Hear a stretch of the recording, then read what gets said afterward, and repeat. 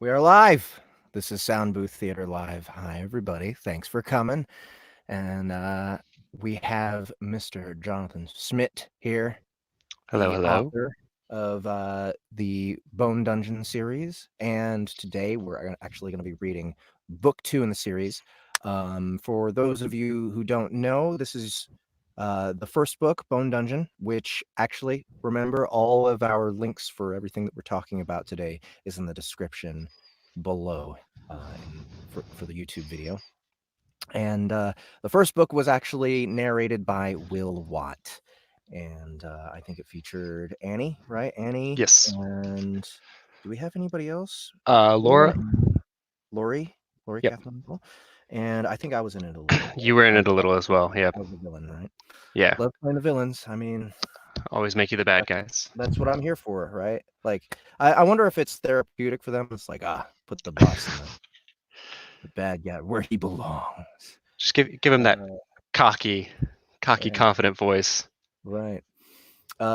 So yeah, Jonathan, please, can you tell us more about the series and your first experience, your first Bone Dungeon audiobook, and what's going on with book 2 here? All right. Well, so I mean, I've been extremely happy with how the first book is done. I was telling Jeff a little behind the scenes earlier that when Portal was mentioning audiobook options for Bone Dungeon, they were wanting to go through Amazon.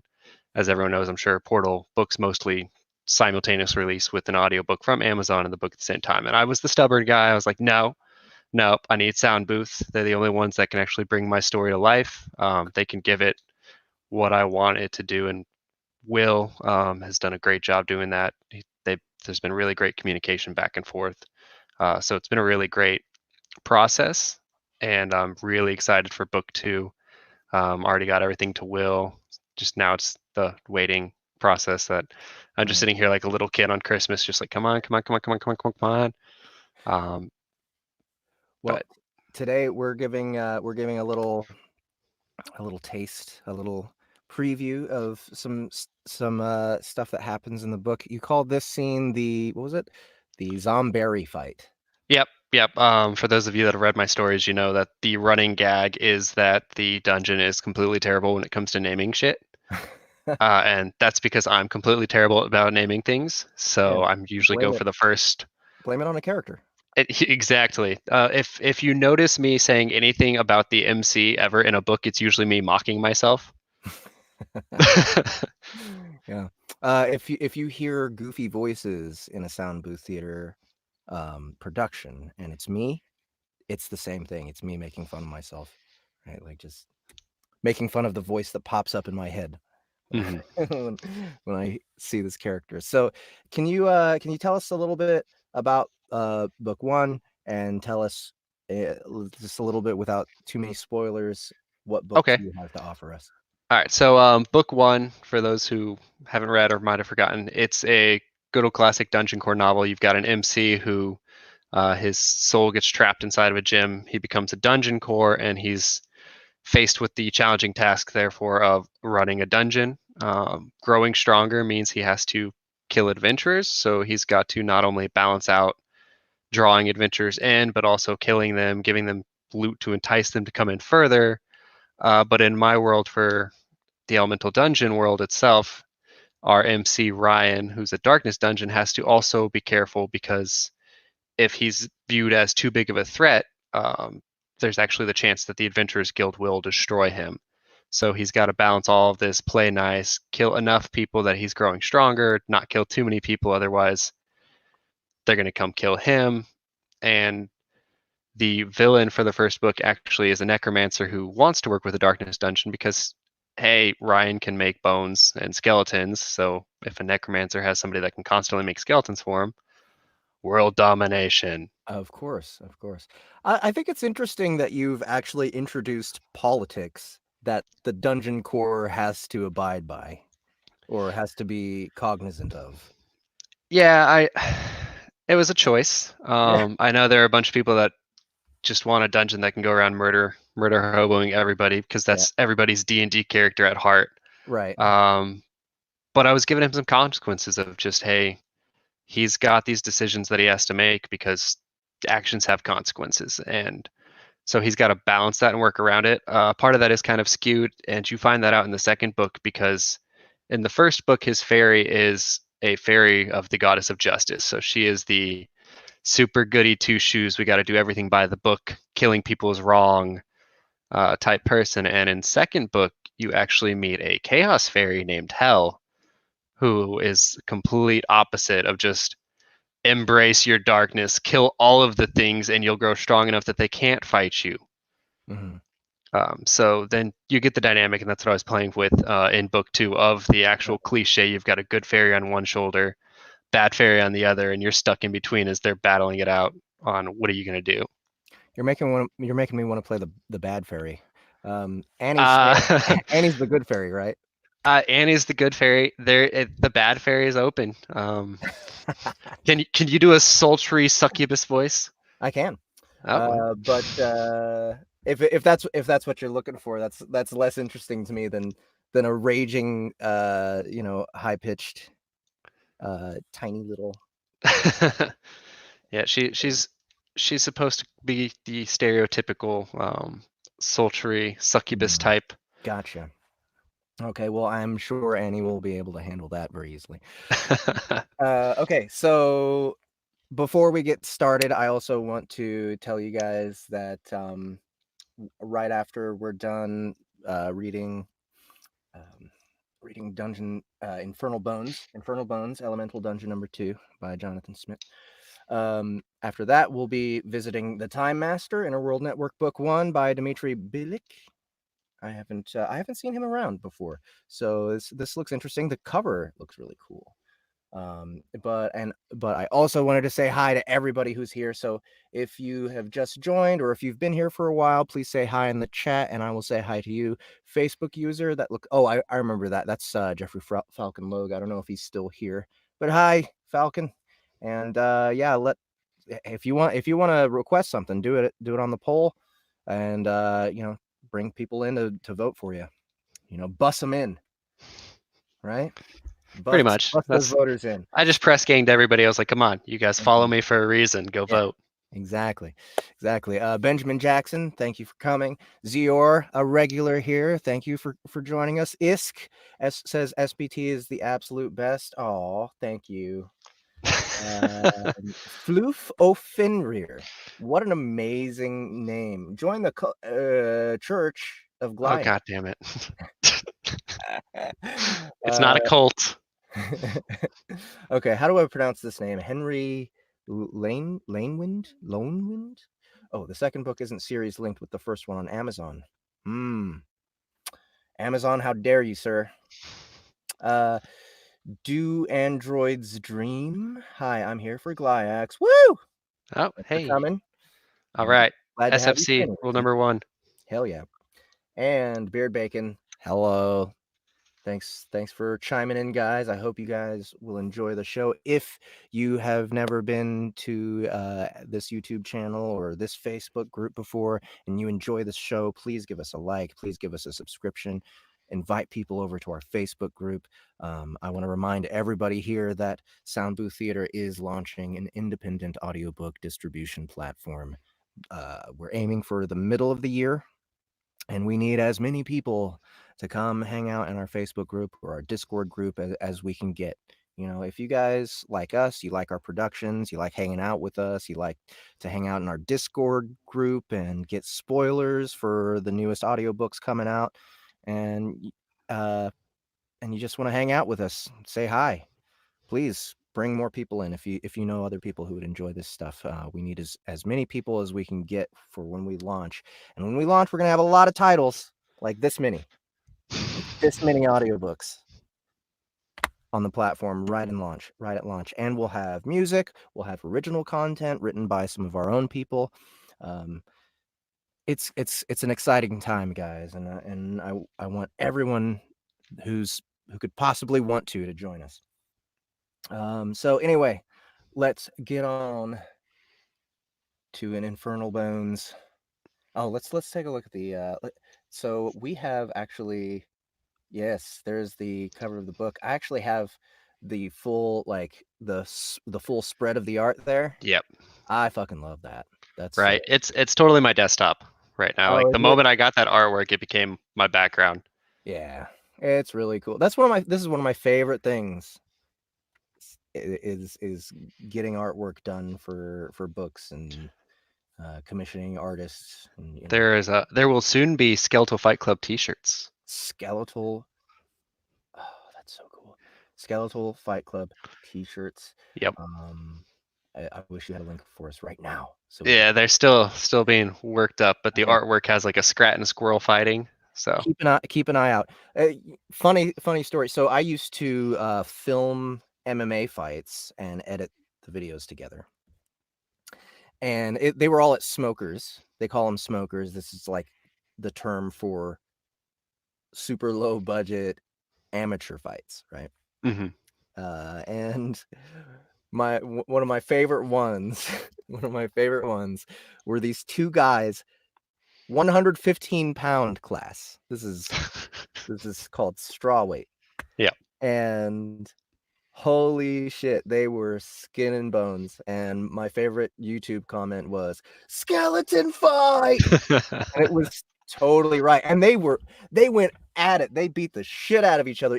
And you know what? That's what's really great about Smokers, about amateur fights, is when you get two guys who are equally terrible at fighting, Mhm. and then they just go all out.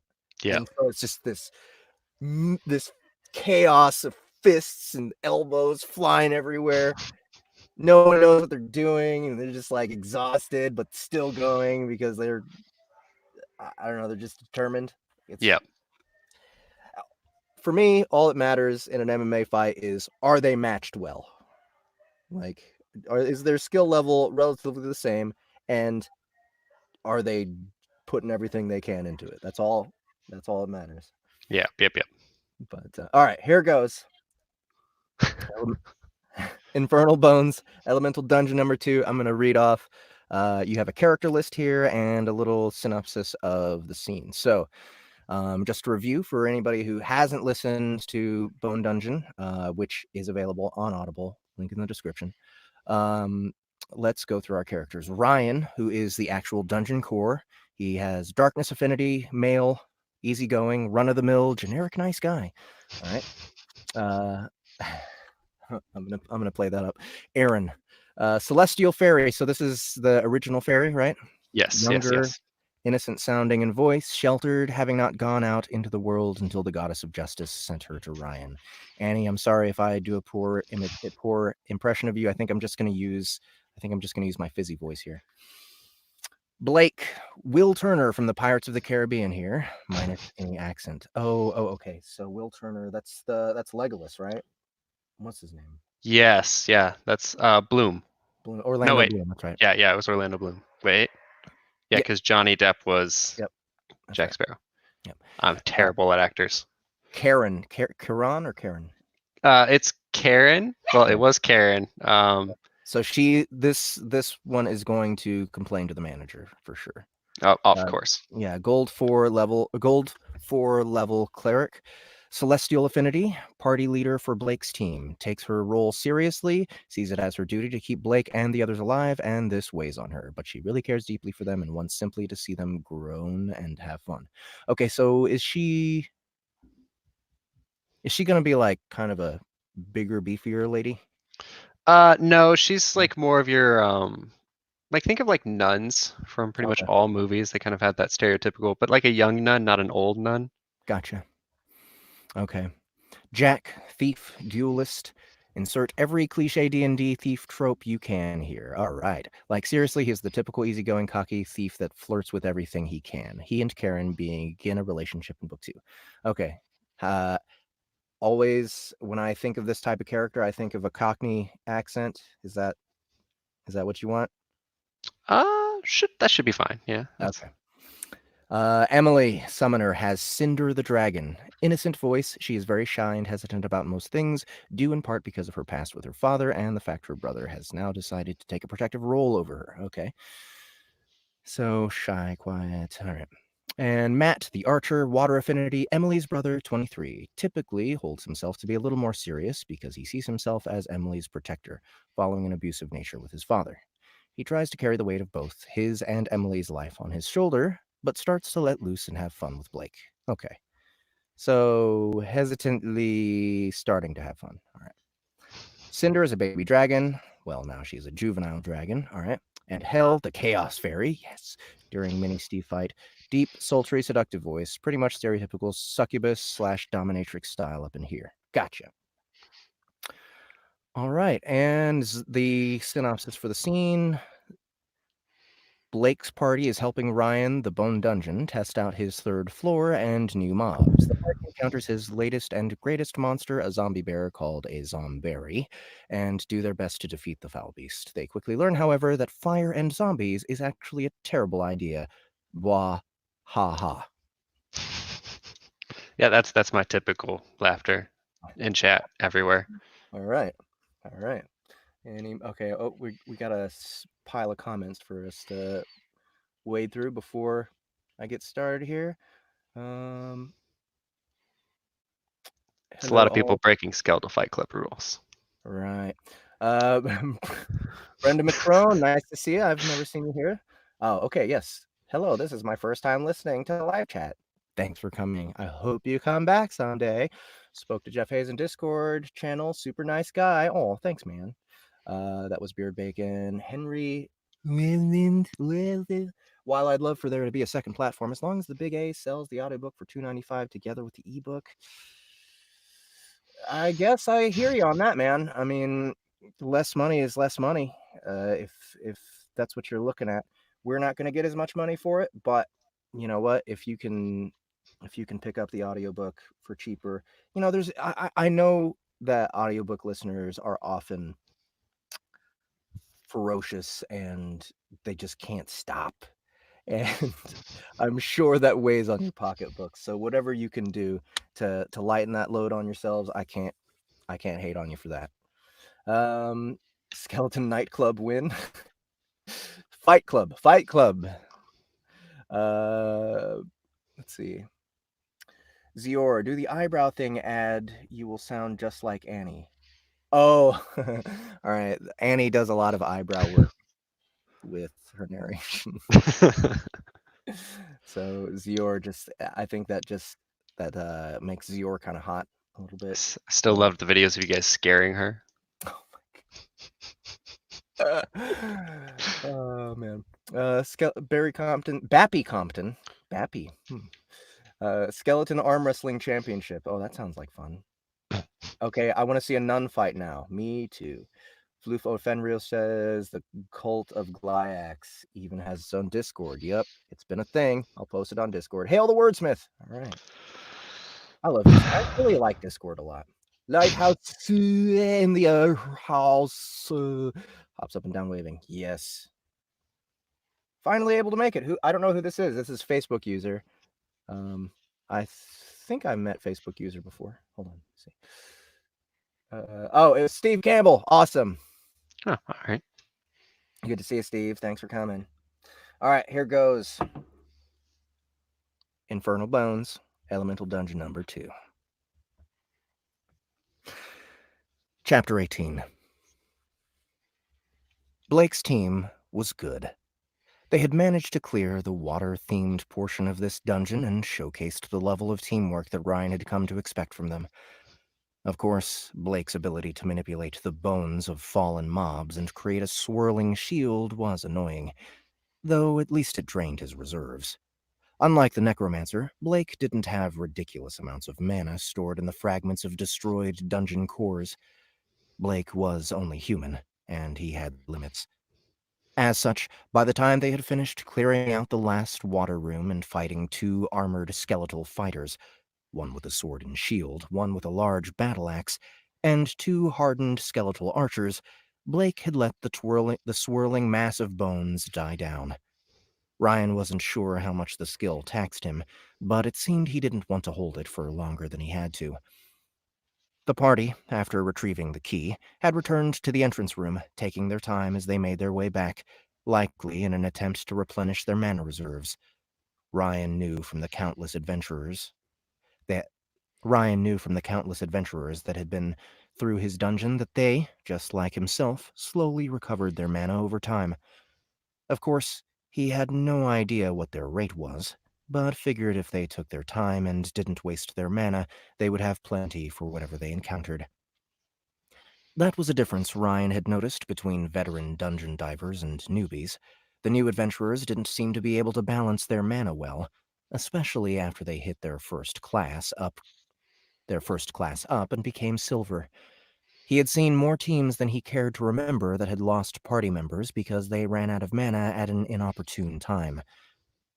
All right, so Blake is again Will Turner. Okay. But you don't want an accent for him. No accent. Ready for the next room? Blake's voice pulled Ryan from his dark thoughts. The party had arrived back at the entrance room and were glancing around at the other 3 doors. And Jack is the thief. All Yep. right. Which one should we do next? Jack was chewing on an apple as he spoke, lazily looking around at the 3 doors. Wind? Blake offered up, but the duelist shrugged.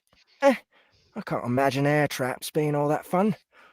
You guys remember that story of the Tempest Dungeon? The others nodded in agreement and turned to face the other 2 doors, fire and earth. Is this still Jack? Emily. It's going to Okay. be Emily. Yep. Oh, okay, Emily. And Emily is the summoner. Innocent voice, very shy. Okay. Cinder and I can probably handle whatever the fire room has. After all, we've been training in a fire dungeon the last 3 months. And Ryan. That's right. Yep. They've been what? It was always rare for Emily to speak, and when she did, it often, as it had now, took Ryan by surprise. Just what had she been up to? Well, then, that should be easy for us. Blake looked at the rest of the group, his expression thoughtful. So, should we save that one for now, and go into the Earth one? Hopefully we can find the boss room as well, so we can avoid the air room. And Aaron is the tiny fairy? Right. Yes. Aaron's laugh caused Ryan's disappointment to grow even more. Why would they avoid his air room? The traps weren't terrible, and he really had been looking forward to his skeletal eagles, named Clackers, attacking the party members. The Clackers, after all, that is a terrible... I told you. I told you. At one point, I was going to call them seagulls, okay? Okay. Maybe that's better. I don't know. The Clackers. The Clackers, after all, were rather large for being medium-sized skeletal mobs, and with their wingspan, he figured 2 of them could gang up on Cinder and see what the dragon could really do. What's the Tempest Dungeon? Ryan was curious, considering Blake and his party were using it as a basis to try and avoid his air-related rooms.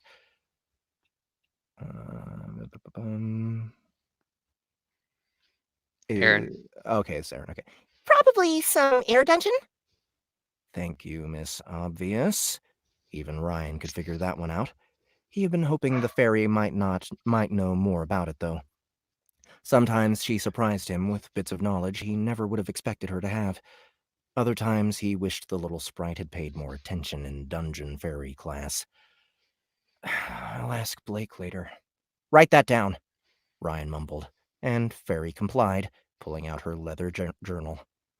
By the time she finished writing, the party was once again moving, this time through the hallway leading towards the first Earth-themed room. This room, of all the new ones, had Ryan's favorite new mob. If any room was going to truly challenge Blake and his party, Ryan figured it had to be this one. Armored skeletons were strong and...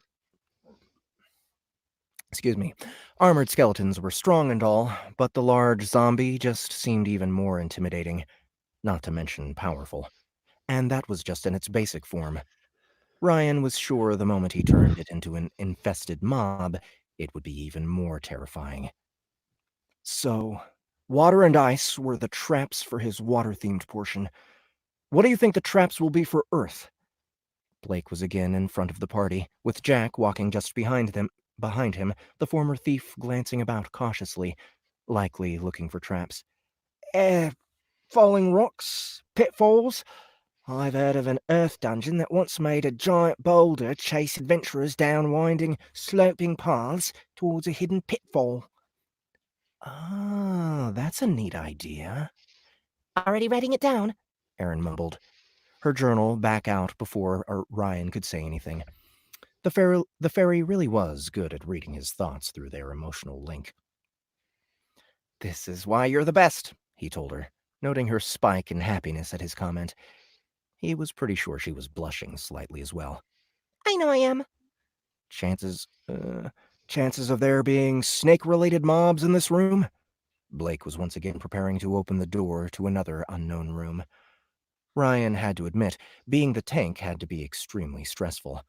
Blake had to constantly put himself in the most danger to keep his party alive. Knowing your luck, pretty high, Jack chuckled, and he gave Blake a little nudge on the knight's armored back. Go get him, buddy. I hate you. Blake pushed open the door.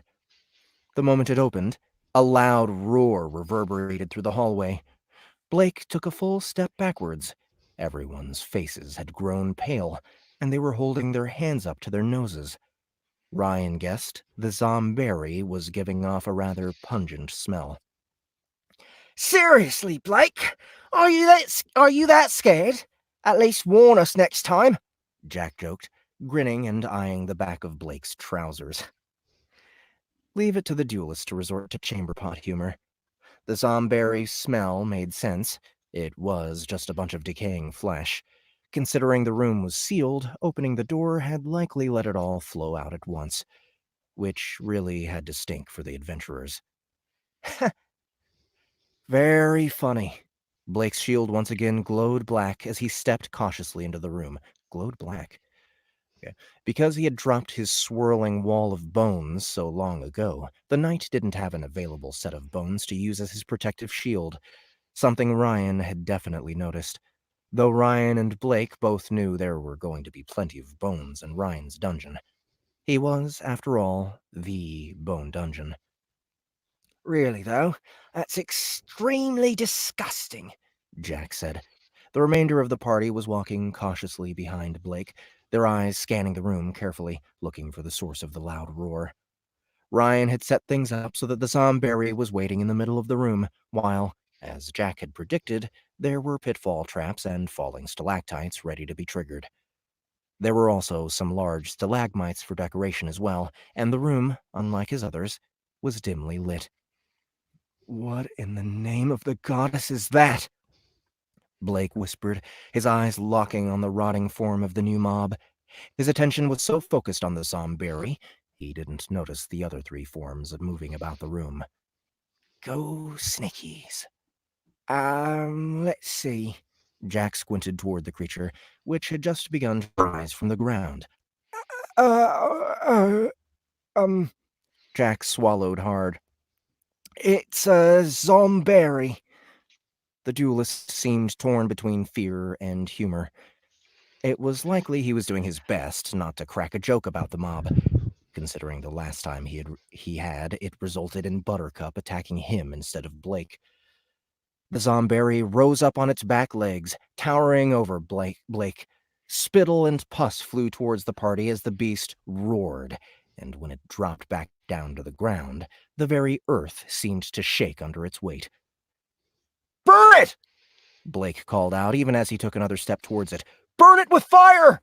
He closed his eyes for a brief moment, and suddenly the air just in front of him shimmered. How dare you, phone? It was a nice shimmering sound effect. It was. I mean, thank you for trying. Ryan could faintly make out what appeared to be a golden barrier, seeming to encompass the area surrounding Blake and his party. Cinder leapt from Emily's shoulder and took flight. The moment the dragon had the room to do so, she took on her juvenile form. Cinder's entire body glowed red as Emily's eyes closed. Okay, so this is Cinder saying fire blast? This is Emily saying fire blast. Oh, okay, all right. Yeah, Cinder just makes the roaring sounds. Okay. And I forget, Emily is the summoner, the shy one. And then, wait, which one? Karen. is the one who calls the manager. Okay. All right. Probably some air dungeon. What's the tempest? Ah, I lost it. Oh.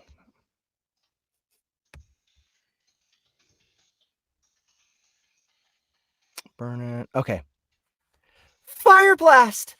Ryan hadn't gotten to watch the fire blast the last time it was launched. It had come out of nowhere, surprising not only Blake's party, but also the core. Cinder's jaws opened wide, and a moment later, a ball of condensed fire shot forward with incredible speed. The ball of fire rocketed towards the Zomberry and impacted hard against the mob's heavily matted and furred back, erupting on impact in every direction. Waves of fire roared outwards, consuming everything within reach. Ryan winced, noting that 2 of his 3 snakies were caught up in the blast as the fire reached nearly every corner of the room. Jack whistled, dropping his scimitars to the side even before the flames died down. Goddess, that attack is... Emily screamed. The party and Ryan turned their attention away from the Zomberry and the fire blast to see a snaky biting the High Summoner's exposed thigh. Emily! Blake shouted, preparing to rush towards her even as Cinder let out a cry of anger. A deafening roar pulled his attention back to the center of the room. The Zomberry wasn't dead. It was hurt, and it was furious. I've got her! You take care of that thing! Jack was already halfway to Emily, who was frantically grabbing at the snaky. It must have already been nearby when Blake had activated his barrier. It had then aggroed onto the easiest target it could find, which was the High Summoner. Luckily for the group, it was just a regular snaky and wasn't infested. Ryan could only imagine how bad it could be for the party if a magic class started to hallucinate before anyone noticed.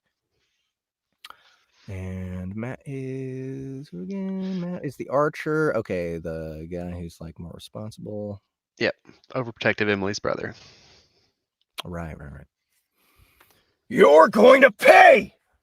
Matt roared, even as Blake sent a wave of darkness towards the Zomberry. The gold mob was definitely hurt. Cinder's fire blast had blown away a massive chunk of its rotting flesh, and the heat from the attack seemed to have cauterized most of the creature's open, oozing wounds. Furthermore, the attack had caught the bear's fur on fire, leaving a massive, flaming pile of death in front of them. The thing about zombies was you had to destroy the rotting brain, and Fire Blast had failed to do that. The Zomberry swung a massive, flaming paw towards Blake. The knight absorbed the attack with his shield, but Ryan could see the heat coming off the zombie bear was unbearable. Ha! Blake stepped back from the beast after blocking its attack, unable to launch a counterattack due to the heat of it. He didn't need to, though, as a moment later, Matt made good on his promise. A blue streak of light passed over Blake's shoulder and smashed into the Zomberry's face, pushing the mob backwards. Of course, the Zomberry was reinforced with darkness mana and had a thick skull, so they were going to find it difficult to... A second, then a third streak of blue light smashed into the Zomberry, each burst larger than the last. Ryan glanced at Matt and saw the archer, eyes narrowed, pulling his mana bowstring back for a 4th time. As Ryan watched, mana flowed from Matt's fingertips into the bowstring, creating a large icy arrow of mana. The moment he released, the ice arrow ripped free of the bow and flew true, blasting the exact same spot Matt had hit with his first 3 arrows. The others had shattered on impact, likely weakened by the heat of the burning Zomberry and the dense mana-enforced bone. However, that 4th arrow found its mark and sank deep into the Zomberry's skull. It sat there for a split second before shattering into countless tiny ice shards. All right. Ryan pulled his attention away from the fight for a split second to look at Aaron. That was really... Don't!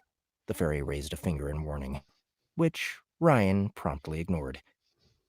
Cool. All right, that's it. So before we move on, I would like to... Okay.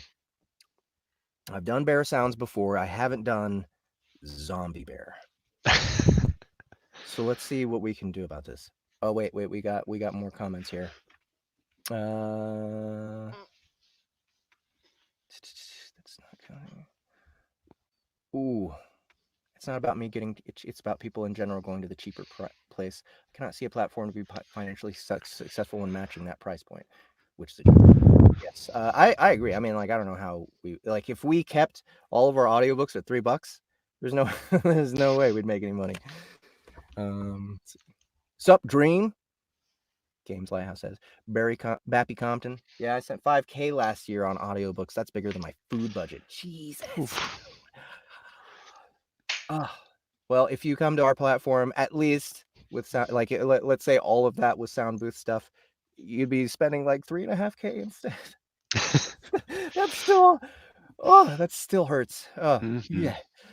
Zach Narstat says, when we get this for DCO.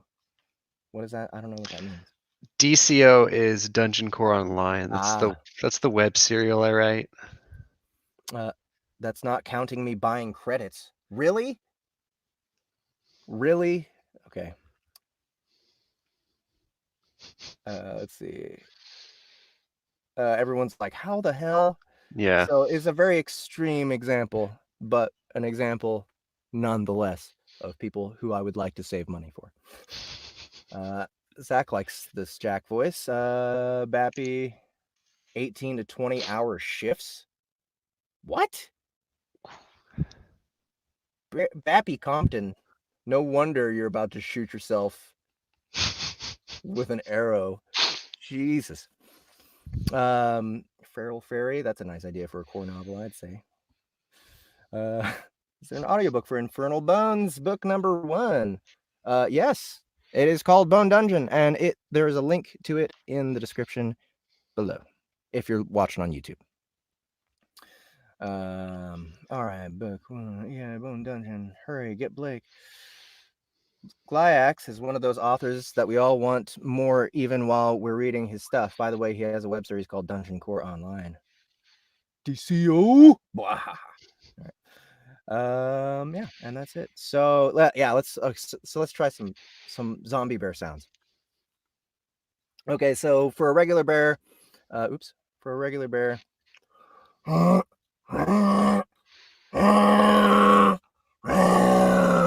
right, like kind of in that area, maybe a little bit lower. Yeah, should work. Should be okay. So we want it sloppier. Yeah. We want like almost jowly, right? Yeah, because Kind of slurp. yes. Yeah, something like that. Yeah. I think that can work. We'll work on it with Will. You know what? I want to try and get Will to do it. Oh gosh, yes. We had him come into Cards Against Humanities a few times with us because really? we played on my channel, and we were making him have to read all his cards with different voices. Nice. Yes, that is the price you must pay if you're a voice actor in a social setting. Unfortunately, we have to keep the people entertained. It's okay. It's okay. So, you guys, this book, Elemental Dungeon number 2, Infernal Bones, is available on Amazon right now if you can't wait for the audiobook version. So go check it out if you haven't already. If you haven't even watched or listened to or read the first book, again, the link is in the description below.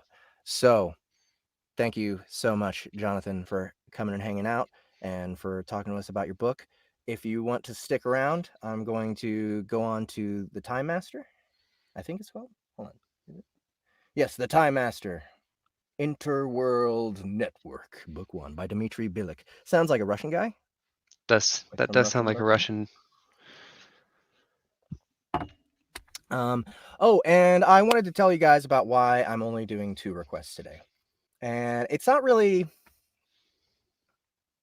a big deal. I just one of the other votes was me singing what is it? Where'd it go? Me singing I Love to Say Fick by Murder Dolls. Well, it's actually I Love to Say Fuck, right? But you want me to sing as Hiccup. On paper, this sounds funny. On paper, it sounds perfect. But I went and listened to that song, and I just hated it so much. I just hated the song. I just couldn't even listen to it for more than like 20 seconds. And I'm very sensitive about music, and like if I can hate something to a point that it's entertaining, fine. You know, I'll humiliate myself for that, but I don't feel like I'll be entertained personally at all by doing this song. And this is I don't know who requested this, and I'm sorry for whoever did. You know, this may be the first time I'm going to veto an actual request, but it's just not in me today. I can't do it. I don't want to. I hate the song so I can't even explain to you how much I hate the song. It's just so grinding and it's not funny. So I'm just not gonna do it. I'm sorry. I'm sorry. I How many vetoes should I get a year? Maybe 2? Can I have 2 vetoes a year? Is that okay, guys? I haven't, like I said, I haven't used any. I mean, if anything, I've built up, you know, I've been hoarding vetoes. So this is well past due, but I can't do it, guys.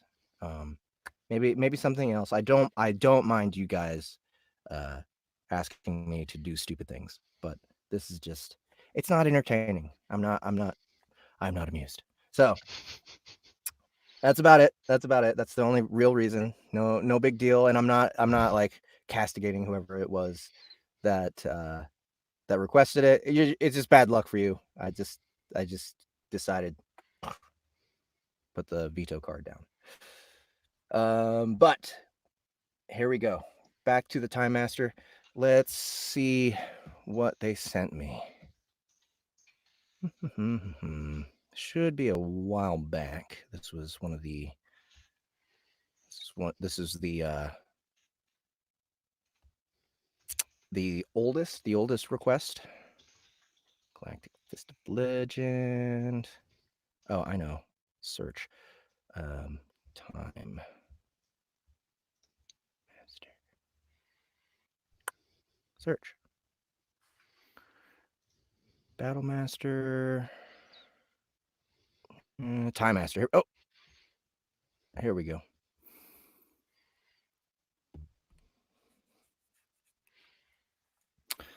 All right, the Time Master Interworld Network, Book 1. DK. The link to the scene is all I got. I don't have any character descriptions. Cool. I'm just gonna wing it then.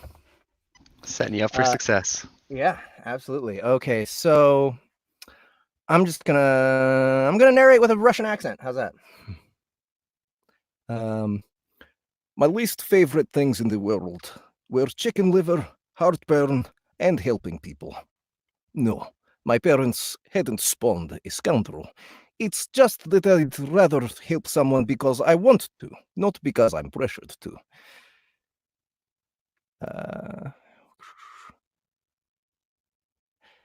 Sergei, he's probably gone to the Foundation pit.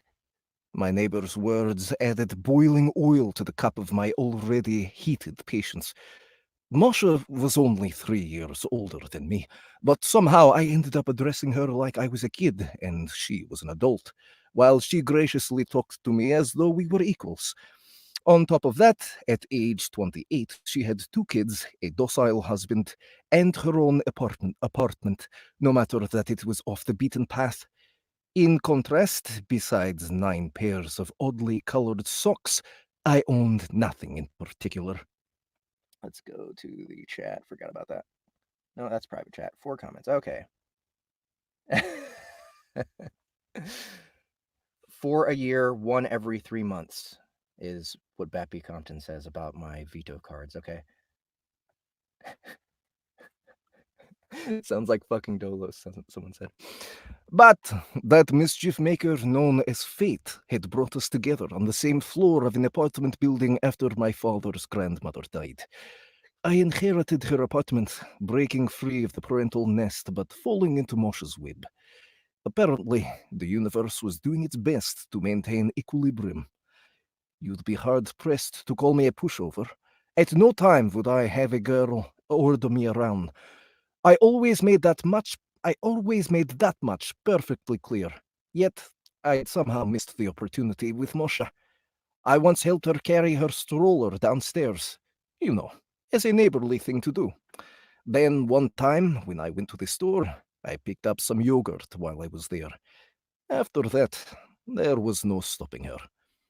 I should probably mention that Moshe was smart. She never crossed the line with her errands, but she could occasionally knock you off balance, like today. Except that her quests always came with the label legendary and forced you to work up a major sweat. Okay, I'll check if he's there, I said with a nod, reaching for my cigarettes. Her window immediately banged shut. It wasn't May, after all, and she had a suckling baby at home. I heaved a heavy sigh and threw on my hood. I see that the young communist is helping out the big families, an old man in a ski cap inscribed with sport observed snidely from his perch on the bench by the entrance. I smiled. I liked Mr. Sergeyev. The old fellow was a local institution. He was a professor who'd once taught the history of the CPSU and other subjects that were undoubtedly important, and he hadn't been able to change his ideas in time. When the country went through perestroika, Mr. Sergeyev was left behind. So he developed a taste for the demon drink and eventually lost the battle for good. He was dragged along by his wife, a hardy, permanently angry woman for whom her hobby had become like a suitcase that had lost its handle. It was hard to pull, but it would be a shame to discard it. Oh, what a great way to describe your husband. Let's see. Something like that. Her husband is away overnight, and her little Vasya went for a walk. It was supposed to be home a half hour ago. I am on my way to the store and volunteered to see where he's hiding. The road to hell is paved with good intentions, Mr. Sergeyev said sagely. Oh, I know that. What are you doing hanging around freezing here? Waiting for a body. We've decided to organize a symposium. Give me a cigarette, will you? It's not for me. My friend is the one who smokes. I always tell him it's bad for him and he's destroying his health, but he'll hear nothing of it. I smirked and gave him a cigarette. As I walked away from the entrance and lit up, I heard the crackling of cigarette paper and the dry tobacco. I took a couple of drags and fell to thinking. The foundation pit, eh? It was right across the street from the local supermarket where I was going. At one point, an ambitious development company had decided to build a modern, attractive multi-story building in our backwater. It bought out private homes, surveyed the land, and started to excavate a foundation pit. But something didn't pan out on their end. More precisely, something literally flamed out. One night, the office downtown caught fire. Perhaps competitors were to blame, or a circuit, or maybe a combination of the two. So the company vanished into oblivion, leaving behind nothing but a foundation pit. You can guess who immediately took a liking to this local monument. Everyone knows that every man is a former kid, but the kids from our district tried with all their might to stay at the tender age forever. A half-destroyed or half-built property in the vicinity only helped the cause. Okay, I'd stop by the foundation pit on the way home.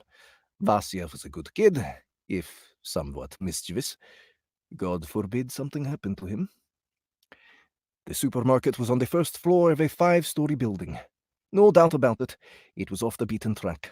Next to it was the ring road, followed by lane after lane of dilapidated log huts echoing with guard dogs' indistinct, sad barking and filling the air with the woody scent of heated bathhouses on the weekend. I had time to smoke 2 cigarettes before I reached the shop entrance. Inside, some kids around the age I was looking for were jostling each other by the vending machine with the chewing gum. Hey, guys, have you seen Vasya from number 8? One of the kids raised his head in obvious resentment.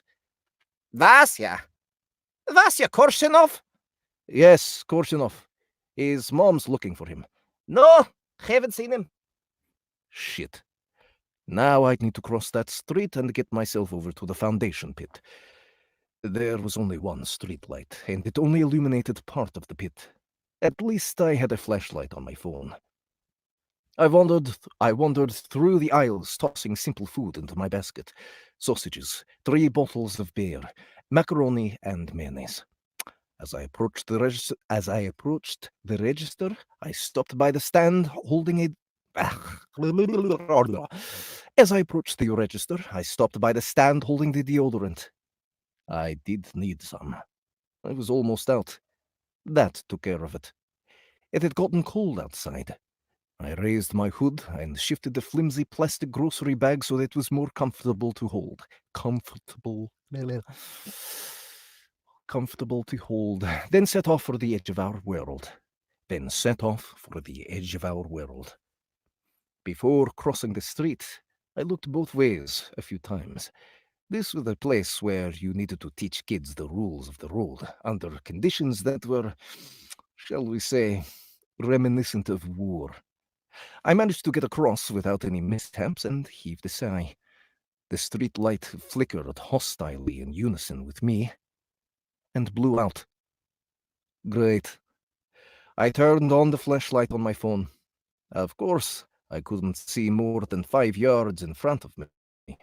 I tried to peer through the dark for a while, but nothing useful came of that. I swore and put away my useless phone. Vasya! Vasya!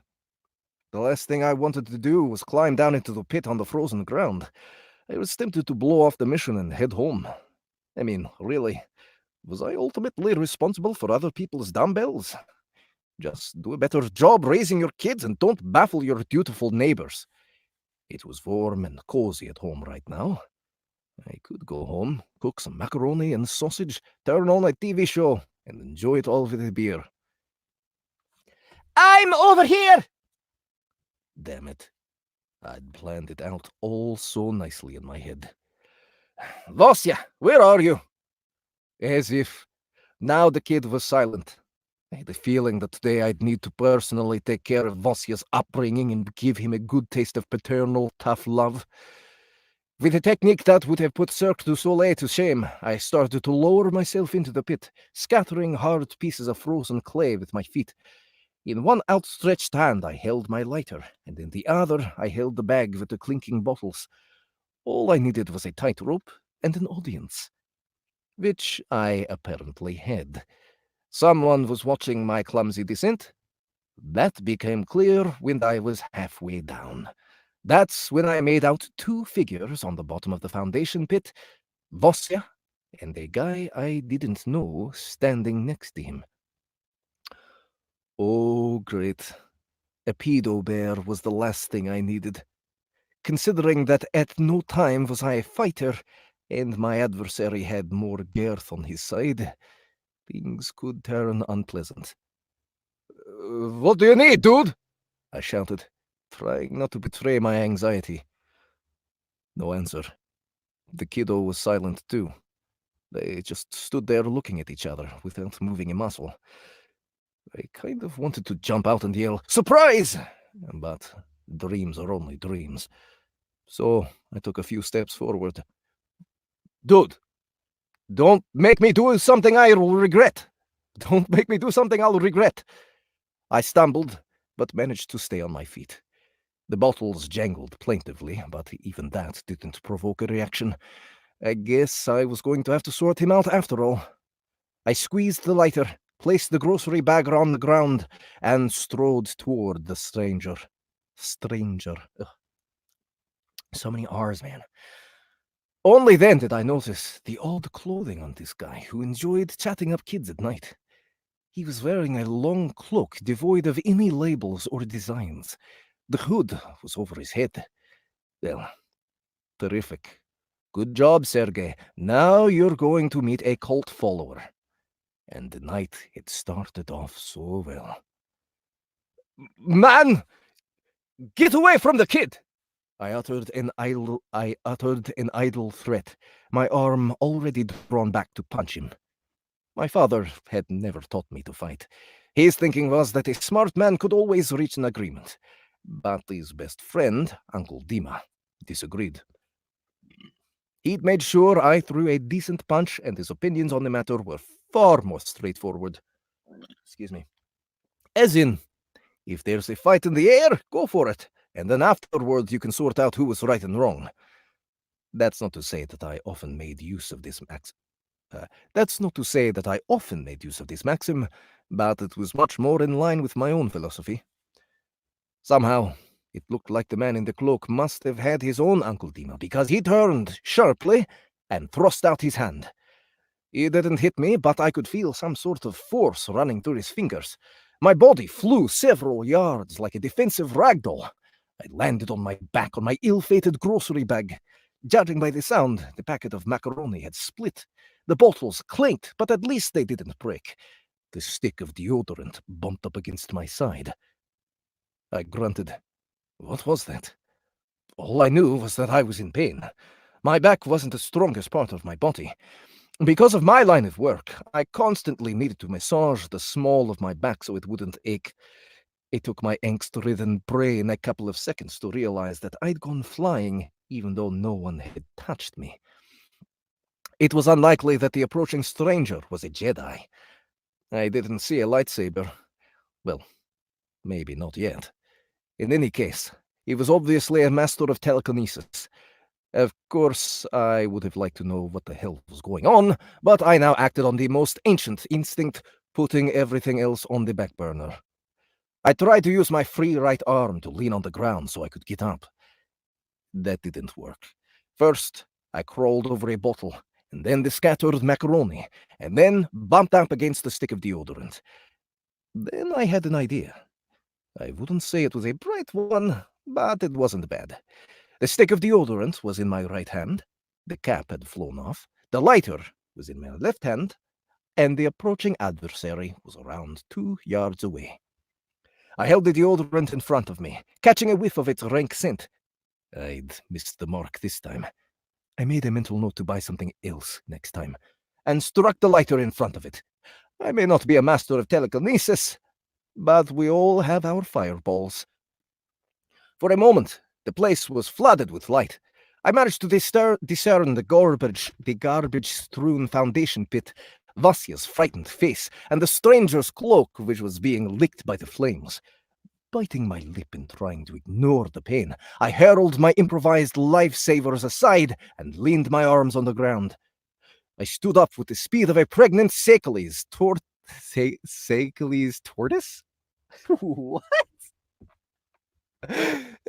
Okay, I gotta look that up. Secalese.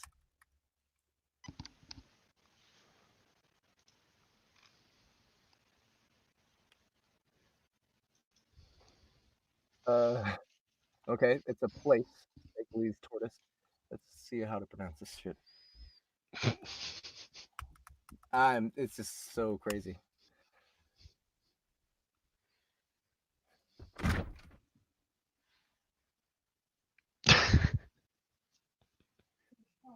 Seychelles. Seychelles tortoise. Seashells on the seashore. Sorry, I've been neglecting the chat. Does using credits make you guys less money? Nope.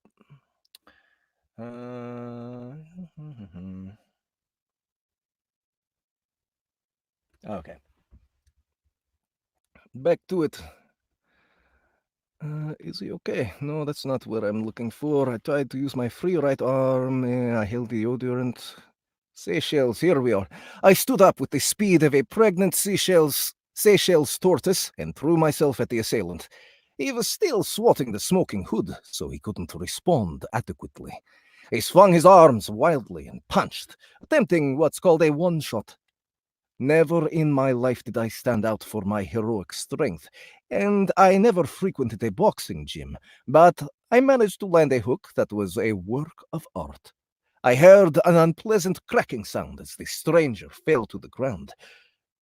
Or maybe the opposite. First he fell, and then I heard a deafening crack. I stood for a few seconds with my fists raised, ready to punch some more if needed.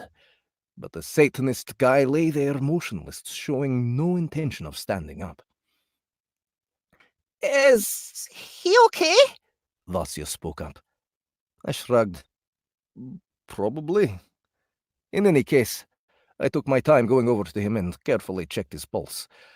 I felt pretty arrogant as I did this because I'd breezed through all the health and safety training classes in school. I touched his wrist and then his neck. I thought I felt something, but I could have also been my own heartbeat. It could have also been my own heartbeat. I touched his head, and my fingers came away bloody. Fantastic. I just smashed his head. Is he alive? Vossi asked. Yeah, I answered, starting to believe my own words less and less. I straightened up, trying to get hold of myself. All right then, another one bites the dust. Now you've become a murderer, Sergei. Damn, how did that happen? Now what? Who was I supposed to call first? The police or an ambulance? First of all, I still had to take Vasya home. Let's go. Your mom's beside herself. In a stupor, I picked up the remains of the food I'd bought. To my surprise, not a single bottle of beer had broken. I tied up the bag. Its handle had been torn off, and started to plod along. Vasya trudged behind me, wheezing and scattering clumps of earth underneath him. Uncle Sergei! What now? He's gone! I turned around. Vasya was right. There was no sign of the body. Either this mysterious telekinetic had passed himself off as a zombie and buried himself in the ground, or he turned on escape velocity and sped off. Well, no body, no problem. Except that what happened next really frightened me. You've killed a player who is neutral to you. Minus 100 karma points. You gravitate to the dark side. The main development branch has been determined. Time Master. You've earned the Savior face. You've earned the Insight ability. You've earned the Light spell. I looked at the message scrolling in front of my eyes. Sergei, everything's okay. You're just in shock. You're not going crazy. Just go home and have a beer. If it doesn't pass, you can go to the hospital tomorrow. Vasya tugged at my arm. Uncle Sergei, you all right? I'm okay. I just got a little dizzy. I hit my head when I fell down. Let's go. Hey, watch out! You shouldn't be running across the road like that. Look both ways. Left, then right. I suddenly realized that I was acting exactly like my father. When they're young, all children probably think, I'll be different when I grow up. But then it turns out that either deliberately or not, we end up just like our parents. Vasya, how on earth did you end up in the foundation pit with that stranger? He said he was a wizard. A real one. He said he knew everything about me. Where I live, Mom and Dad's names, everything. What do you mean, everything? Don't tell anyone. Mum's the word, I promised. In the spring, we would go floating on rafts, you know? Foam plastic ones. We made them ourselves. And I crashed into the water. I got soaked. We lit a bonfire and stayed until all my clothes dried. Mom didn't even find out. That's it. What do you mean, that's it? No one besides the kids knew about it. Get it? Oh, Vasya. Has it occurred to you that maybe he just saw you guys? Or the other kids spread the word? Think about it. Figuring out where you live and your parents' names doesn't take a whole lot of intelligence either. And that's why you went to the foundation pit with a strange man at night? Isn't that a stupid thing to do? It was stupid, Vasya admitted. I got scared after. It's just that his face was familiar. And he's a wizard. He did all sorts of tricks, like spells, you know. Did he do anything to you? No. He said we had to wait for something. So we stood there and waited. Then you came. What if I hadn't come?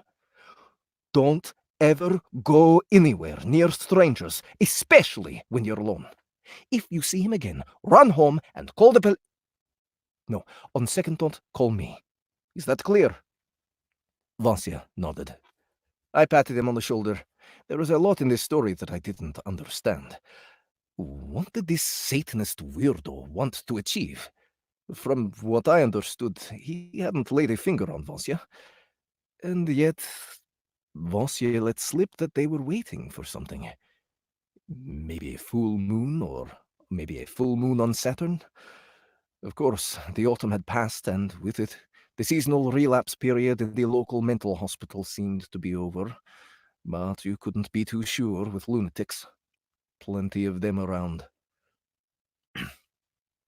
But what about he did all sorts of tricks, like spells? Did telekinesis count? On the other hand, what made me think that that's what it was? There are all sorts of schools of no-contact fighting. Maybe this misfit had practiced one of them. He must have distracted me somehow, and I'd just flown a few steps without realizing what had hit me. Of course, this sounded crazy, but my brain was desperately trying to find a logical explanation for what had happened. It wasn't really succeeding. Vasya, let's not say anything to your mom right now about this guy, okay? Of course, we won't say anything. Vasya agreed easily. I might get in huge trouble. I'm already in trouble as it is. He suddenly looked sad. We made the rest of the trip across the courtyard in silence. The dimly lit street lights illuminated the ice-covered asphalt. Harried people loaded with shopping bags were heading home from work. A prickly snow was dropping from the sky. Neither Mr. Sergeyev nor his symposium partner were sitting on the bench. They had probably already drunk their fill and drifted away to their separate lairs. All the better. That meant there'd be fewer witnesses. Ugh. I was thinking like a criminal.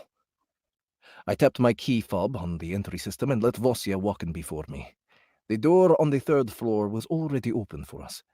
Apparently, someone had been waiting and heard steps in the entrance. Vasily! Where were you? Vasya was ready to give Zeus the Thunderbearer God a run for his money. From personal experience, I knew that when your parents call you by your full name, it's unlikely that it's out of respect for you. Instead, you can expect fury to be unleashed. Seeing Vasya hunch his head in his shoulders, I felt that my theory was confirmed. Thank you so much, Sergei. Where did you find him? In the foundation pit? Yes, he was messing around with the kids, I said with a nod, fixing Vasya with a stare. He blinked slowly. He understood. How many times have I told you not to go there? Your father will set you straight. The threat didn't work on either of us. Everyone knew that Masha's husband was totally henpecked and that he adored his wife. Vasya obviously resembled his mother in nature. His dad might admonish his son, but he wouldn't be forced to kneel on dried peas as they'd done to kids in Victorian times or be whipped with his father's steel-buckled belt. What's with your bag? Masha looked suspiciously at the bundle in my hands. I slipped and fell. All right then, good night. Good night, Sergei. Thanks again. I opened the door, crept into my own lair, and turned on the light. Was this night really ending after all? It felt like enough had happened to fill the next week. I didn't notice that I was sitting on the rug in front of the door, fully clothed. No, I needed to get up, cook something to appease my growing stomach, and gather my thoughts. I tossed the beer into the fridge and threw the dirty shopping bag into the sink with the sausages still in it. I just needed to rinse them off, and then they'd be fine to cook. As for the macaroni, it was much worse for the wear. Most of it had remained strewn on the bottom of the foundation pit. I looked in the cupboards and found half a package of rice. That would do. I hastily put a pot of water on the burner. Now I had to see what I looked like. Despite my fall, my pants were practically clean. My hands, however, That was the strangest thing. My right palm was covered in dirt, even though I remembered clearly the wetness of blood as I touched the man's open wound. You don't forget crap like that in a hurry. Talking about which, the bag also should still have had drops of blood on it. But I didn't see anything of the sort. The evidence of my fall was there, but there was no blood from the dead man left anywhere on me. What was it those bizarre messages had said? Apparently I'd killed some player. Bullshit. Had I killed him, he wouldn't have disappeared anywhere. Rather, he would have lain there nice and quiet like Lenin in his tomb, waiting for the police to arrive. No, if anything, I must have hit my head a little as I fell, resulting in minor hallucinations. I should actually take a closer look at my own stupid head to see if it was injured. I went into the bathroom, turned on the faucet, and started to wash my numb, frozen hands.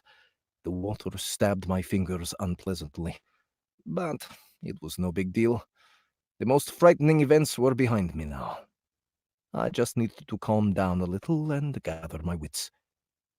I smoothed my hair with my wet hands and straightened up, going over to the tiny mirror above the washing machine. I nearly cried out. A completely different person was looking back at me. All right, that's it. That is the read for Time After. That's actually, I'm like really surprised at how well written that was, because usually Russian translations are like Harsh, kind of. yeah. So, but yeah, I actually really enjoyed that. So again, oh wait, did I show the cover for this one? Here it is. Here's the cover. Pretty cool cover. And yeah, again, the link is in the description below if you guys liked what you heard there. I highly doubt whoever that Dmitry find somebody to narrate with a Russian accent, but for me, it was just a fun exercise. I hope you guys enjoyed it. Yeah, and just a reminder, Jonathan Smidt is here, and he would like you to buy his books as well. Bone Dungeon on Audible right now, also available on Amazon, and book 2 is available on Amazon too if you can't wait for us to finish the audiobook. So go out and pick that stuff up.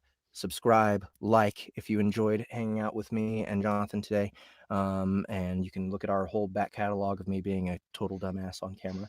And if you just keep looking through all the links in the description below, you can find our Facebook page, you can find our Discord server, you can find all sorts of ways to keep in touch with us and keep track of our newest releases. So thank you again, Jonathan, for coming and hanging out. Thanks for the opportunity. It was good times. Always fun. There's another request for another scene from this book on the poll. So if anyone wants to hear some more of this book 2 weeks from now, go vote for it. The new poll is going to be up probably in a few hours. Danny Katz will take care of that for us. So keep an eye out, guys. And that's about it. Bring as many people as you can to our groups so that we can grow, prosper, and make sure that audiobooks and authors make more money. Later, guys.